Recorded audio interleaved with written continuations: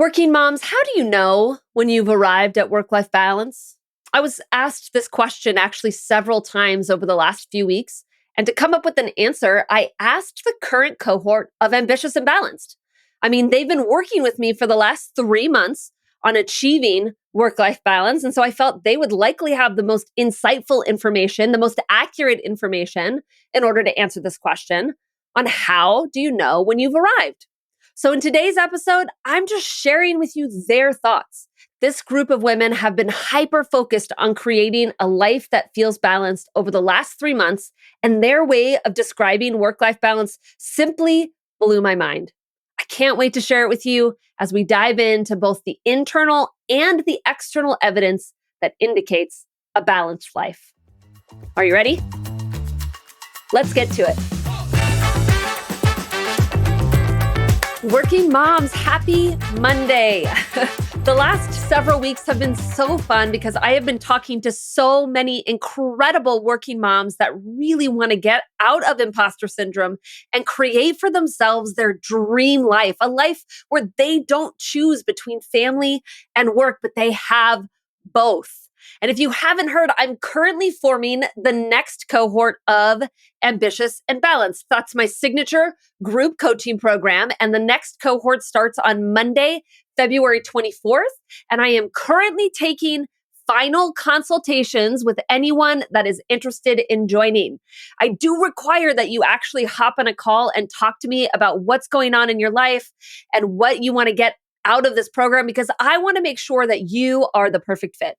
This is a curated group of 10 working moms, and my goal is to accelerate the whole group towards a life of creating balance as quickly as possible. So if you want to snag one of my last 30-minute consultation spots in my calendar to discuss the logistics of this group and to see if you are a perfect fit, you can go to my website, www.rebeccaolsoncoaching.com/ambitious and balanced. And there, that's going to give you the whole rundown of the program, the dates, but also if you click on one of those buttons on that page, it says book your 30-minute consultation. That's where you're going to actually get on my calendar. So today's podcast episode is kind of special because I was talking to an amazing woman who actually joined the next cohort of Ambitious and Balanced. So woohoo, I'm so excited for her. And on this consultation call, she asked me this question. She said, how do you know when you've arrived at work-life balance? It's a really important question that she's asking, and I'm so glad that she asked it. And we're going to spend some time in today's episode discussing just how to answer this question. And I'm actually going to get insight from my current cohort of Ambitious and Balanced to answer it. But just after she asked me that question, like literally a couple of days later, I was giving a workshop at a company in San Francisco on priority first living. And a woman came up to me afterwards and she asked me the same question. She said verbatim, she said, how do you know when you've arrived at work-life balance? She said her whole little small group, like they were doing table group discussions, and their whole table group were talking about like, what's the arrival point? Like, how do you know that you get there? How do you know you've achieved work-life balance? And so I took this question to my current cohort and I asked them. And it was like perfect timing to have this conversation because they're wrapping up their 3-month program with me. And I know that what they thought arrival looked like when they started this program is different than what it actually is and what they now would describe as work-life balance. So today on the podcast, I'm actually going to walk you through their answers because the way they're describing work-life balance, their like experience of balance is so fresh, it's so insightful, and it really shows you how achievable work-life balance truly is when you join this program. I really want to inspire you into action to book a consultation call with me to discuss joining this next cohort or one of the cohorts coming up this year.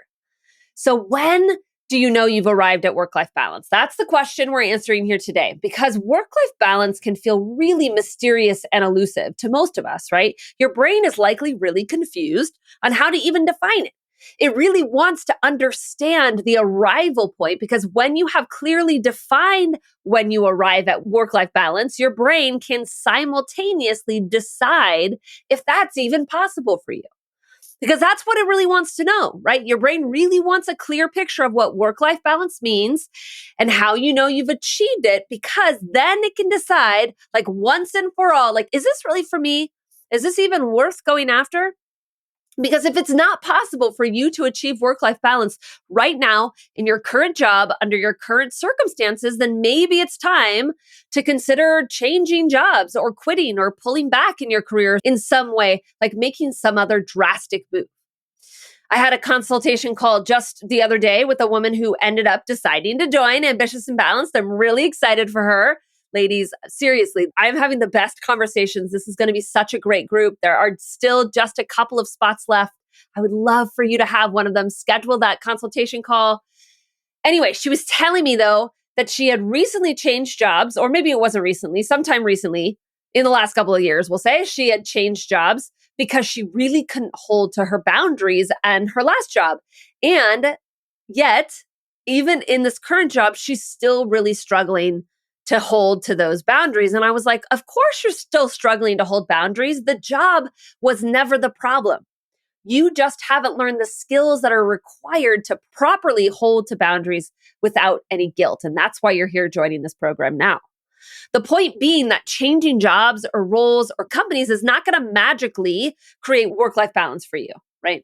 What I teach, and this comes from literally having thousands and thousands of conversations with working moms over the last 8 years, talking about work-life balance and what's possible and how to do it. What I teach is that work-life balance is possible in any job and under any circumstance. You can arrive at work-life balance no matter if you are in marketing, if you are in sales, if you have billable hours, if you're in education, if you're a doctor in medicine, if you're in a male-dominated industry, if you are a team of one or you are a team of many, if you manage a large team or you manage no team at all, right? You can arrive at work-life balance no matter your job, your industry, your role, or your circumstance. But how do you know you've arrived? Before I get into answering this question, I really want to highlight a little bit of an inherent problem with this line of thinking, with this questioning to begin with, because it sort of alludes to this idea that it's sort of a one and done kind of deal. Like, you've arrived, here you are, and you never have to think about it again. But the reality is work-life balance takes maintaining, right? It takes constant adjustments. It's not like a single destination, right? Even when you have a goal to like lose weight and then you hit your ideal weight, you still have to maintain that weight, right? It's not like you can't not think about your weight anymore. You still have to think about exercise, still think about what you're eating, think about nutrition. There has to be conscious effort. Now, of course, you likely have some new rhythms and you started some new habits that's going to make like maintaining your weight easier. And of course, the same is true when we're talking about work-life balance. So maybe a better reframe of this question is, how do you know you've arrived and can go into maintenance mode with work-life balance? Maybe that is a little bit more accurate and a better frame of mind as we talk about this. Okay, so let's dive into the insights that my cohort in Ambitious and Balanced currently, when I asked them this question, let's dive into their insights about what arrival really looks like. And there was two types of evidence that I heard, and I kind of bucketed a bunch of their answers into these two types of evidence. There's internal evidence, and then there's external evidence. Okay, so here's what my current cohort of Ambitious and Balanced had to say about internal evidence. Overwhelmingly, words that I heard them use were calm, present, less anxious, less worried.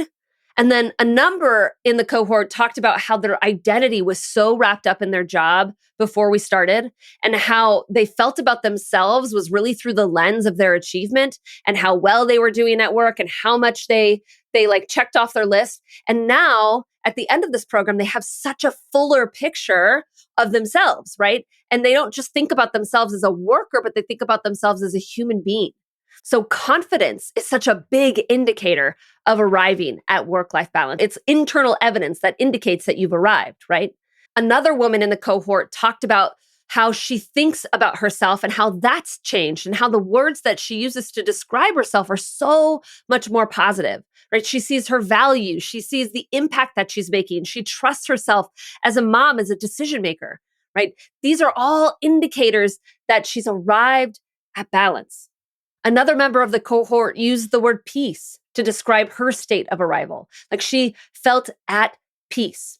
And I take that to mean that her gut feels settled. Like she no longer has that internal voice that's worried that she's doing something wrong or that she's not enough or that she should be doing something else, that's worried that she's not prioritizing her family enough or that she's going to have regrets. She's at peace, right? Her decisions of where she's spending her time and her energy feel aligned with the things that really matter to her, her priorities.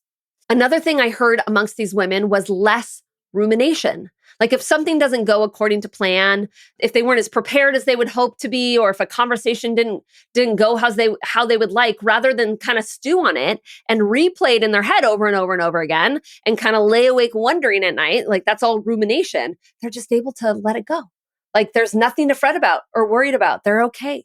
Right? All this is internal evidence. It's as if somebody could like peek inside of you at what you were feeling and thinking about when you've arrived at a balanced state, and this is what it would look like, right? Calm presence, peace, less rumination, confidence, more positive self-talk, less second guessing. And then let's move into the second kind of bucket here, the external evidence. On the outside, if you were a fly on the wall, like looking in, how would you know that you've arrived at work-life balance? Here's the kinds of things I heard them say. The first is that there would literally just be time that was set aside for your family. There was time for your family. There was also time for you as an individual. There was time to actually get work done. And there was time that you are literally not working. Those are the 4 key priorities that are essential in a balanced life. And they're the same priorities that I walk you through and teach you how to actually prioritize no matter what your circumstances are. And if I were a fly on the wall looking into the lives of these women in this cohort, that is what I would see in their schedule, right? One woman said that she knows she's arrived at a balanced state because she doesn't always choose work. Sometimes, in fact, more often than not, more often than she ever has before, she chooses her family instead of working late or staying available to her team. Literally, things have reversed for her, where she used to be in this regular state, almost like a default state of always working late and always staying available and checking her emails after hours and into the evenings and a little bit on the weekends. And now there are really clear periods where she is not working. And that's more often than not. She actually doesn't log back on as much anymore. Another client said that she knows she's arrived at work-life balance because she's making more conscious, proactive decisions about her time and what she's going to prioritize and what meetings she's actually going to choose to attend and what commitments she's going to make outside of work. She's actually asking her husband to like do more and participate more in the family. She's actually being intentional and proactive instead of just saying yes to everything. Right? If I were a fly on the wall looking in on her, I would imagine she would literally stop herself from like just saying the default yes to a meeting or a request or a project or whatever it would be. And she would stop herself and she'd be like, hold on, do I need to say yes to this? Is this my priority or is it somebody else's? Is this something I even want to do? Can somebody else do it? Right? These are the type of proactive questions that she's gotten in the habit of asking herself before she makes commitments.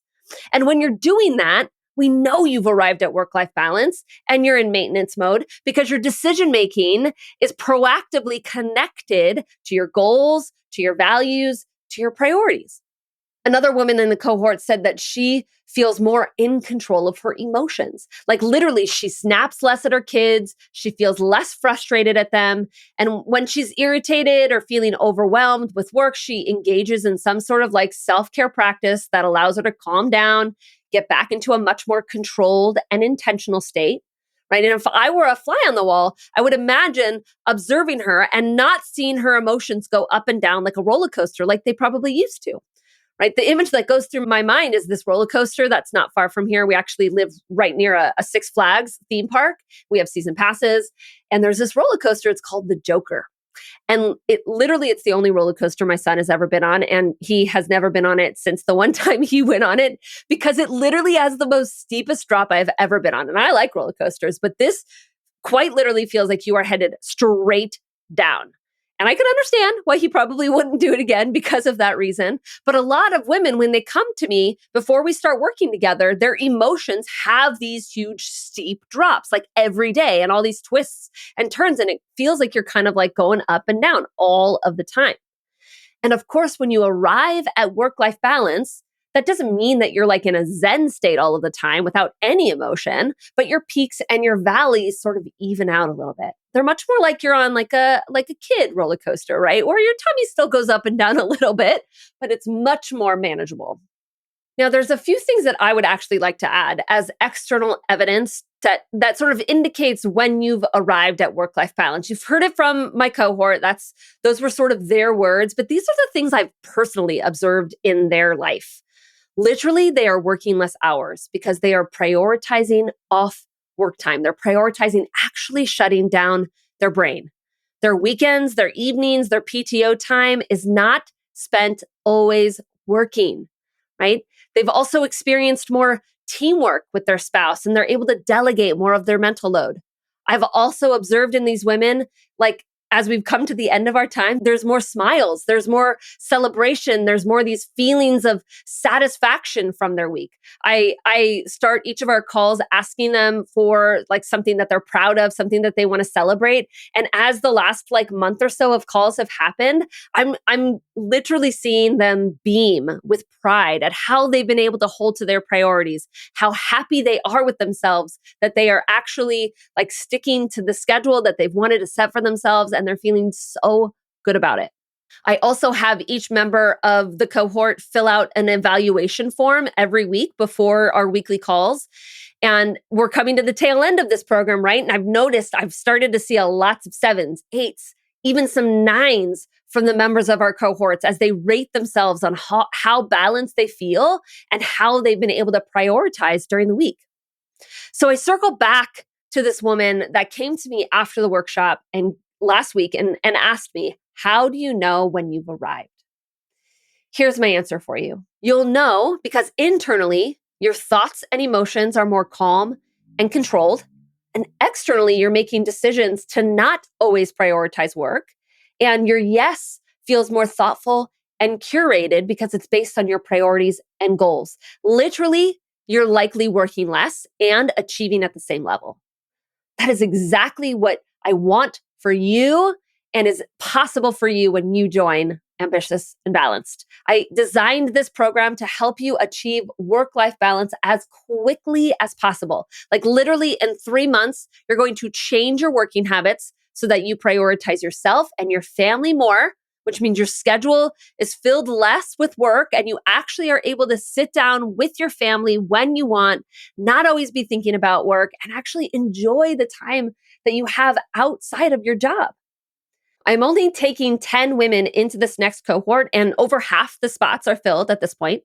So I will be opening up the next cohort likely in April or May. So if this time frame doesn't work out for you, be sure to be thinking about joining the next. But I want to ask you, why not now? Right? I remember one of the amazing women that joined the current cohort said to me, I'm joining now because it's literally the busiest season. Over the holidays is the craziest season for me. And I know that if I can create work-life balance in the busiest, most stressful season, then I can create work-life balance always. Like I know that those habits are going to be with me forever. She wanted me as her coach in the busiest, most stressful months for her. And guess what? She arrived. She was able to do it and take the time off during the holidays and stop feeling like an imposter and truly own the value that she offers her company and literally work less time and achieve the same amount. Working moms, now is the time to join. I am taking my final consultation calls and offering the few last spots over the next couple weeks.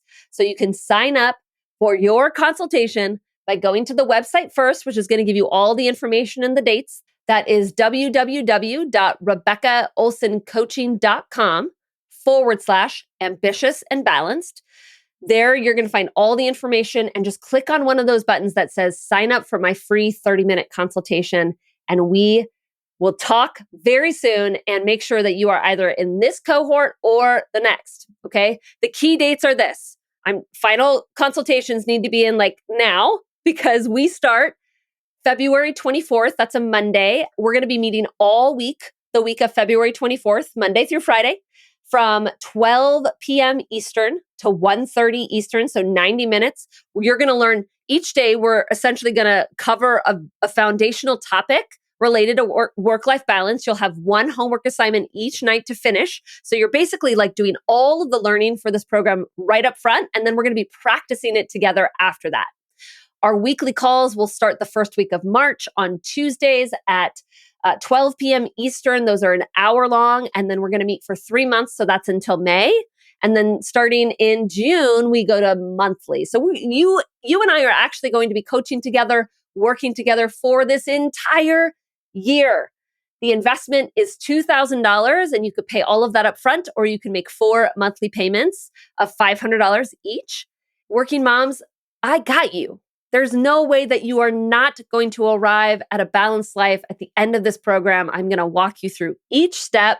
You're going to be doing it together with the most amazing group of working women, moms that are all trying to achieve the same thing just like you. All right. Working moms, can't wait to talk to you on your consultation call and get you into the next group of Ambitious and Balanced. But until then, let's get to it. Hey, working moms, I hope you enjoyed today's episode. I want to let you know that the next cohort for my group coaching program, Ambitious and Balanced, is starting soon. If you're looking to make 2025 the year when you not only learn how to create sustainable work-life balance, but you actually put it into practice so that you and your family come first without sacrificing success at your job, then this program is for you. I'm only taking 10 women into this next cohort, and you're not going to want to miss this opportunity to get started this year.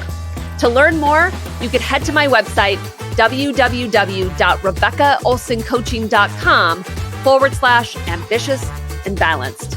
This is the year where you feel successful both at work and home, and I can't wait for you to start. I'll see you next week, and until then, let's get to it.